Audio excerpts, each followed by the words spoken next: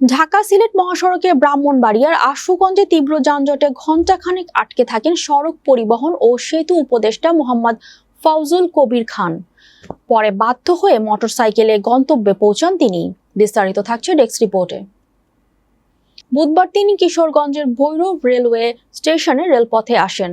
পরে সড়ক পথে ব্রাহ্মণবাড়িয়া আসার পথে আশুগঞ্জের হোটেল উজান ভাটিতে যাত্রা বিরতি করেন। সেখান থেকে যাত্রা শুরু করলে আশুগঞ্জের বাহাদুরপুরে দীর্ঘ যানজটে আটকা পড়েন তিনি।